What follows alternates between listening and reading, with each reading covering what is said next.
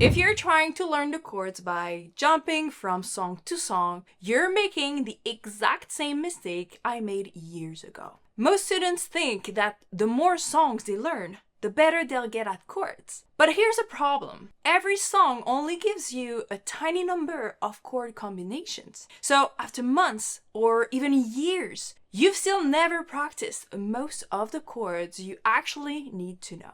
So in this video, I'm going to show you the one exercise that completely transformed my chord playing in just 30 days, how to fit it into your daily practice, and why I still use it years later. And if you'd like to have the PDF version of this lesson to follow along, you can download it for free using the link in the description below.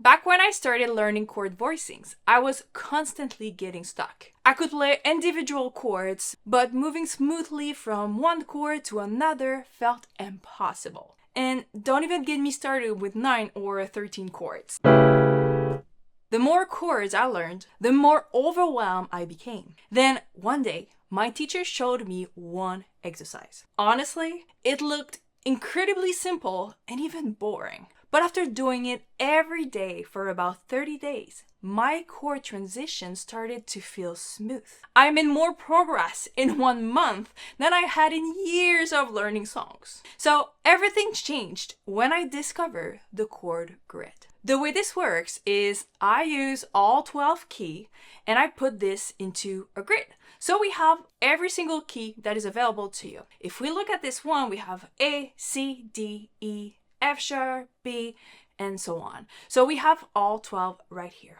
Now, what's important here to understand is that those keys right here, for now, are not telling you that they're in major, minor, diminished, or what it is. Just the key. And the very cool part is that we can actually decide what they're going to be for our practice for today. So we can change things around. And by the way, just as a reminder, if you'd like to have the PDF version of this video, you can get it down below in the description for free. This exercise is so powerful because you can actually change it and use it as you get better. Let me explain. First, you can change the order of the key whenever it starts to feel too easy. That forces your brains and your hands to keep learning instead of relying on memory. Second, you can use it to practice chord inversion. Instead of always playing chords in the root position, you can train smooth transition using different inversion. Third, you can practice any type of chord you want. Major chord, minor chord, 7th chord, 9th chord, 13 chords, whatever you're learning, you can plug it into the grid. And that's what I meant when I was saying you can actually use this with anything. You don't have to look at the A as an A major. It can be an A minor, diminish, augmented if you want. So now that you understand why this exercise is so powerful, let me actually show you exactly how to use it. So the first step is that you have to create your grid. This will decide the order of the key you will practice. So place all 12 keys on a grid just like this, and you can also have fun with chords that can be sharp or flat. For example, C sharp can be also D flat, so make sure you work with different keys like this. The second step is that you choose one chord inversion. You can use the root position, the first inversion, or the second inversion. Just make sure you decide before you start practicing. Step 3, you pick one chord type. For example, major, minor, dominant 7, major 7, or any other chord that you want to improve. Step 4, turn on a metronome or drum loop if you want to have more fun to keep a steady beat in the back. That is super important. That step is really the key. You really want to have like a tempo, because when you're playing a song, you're actually following a structure, a tempo, and you want to be able to switch faster than your brain is able to. And for step 5, you need to decide how long you're going to be playing each chord. For example, it can be for 1 bar, 2 bar, 2 beats, or 4 beats before we move on to the next one. And that's it. Now, just work your way through the entire grid. Let's do one together. So let's pick this grid and we're going to go through it. So what we're going to be using, we're going to start with minor triad chord in root position. And I'm going to say we have 4 beats per chord. So what I would be doing is I would start from A, right here. And we can do this for both hands if you want to practice the chord playing in the left too. That way you're practicing even more because you're also practicing the left. So let's say we do triad chord, root position, 4 beat for each of these ones. So let's go. We have 1, 2, 3, 4. 1, 2, 3, 4. 1, 2, 3, 4. 1, 2, 3, 4. 1, 2, 3, 4. 1, 2, 3, 4. 1, 2, 3, 4.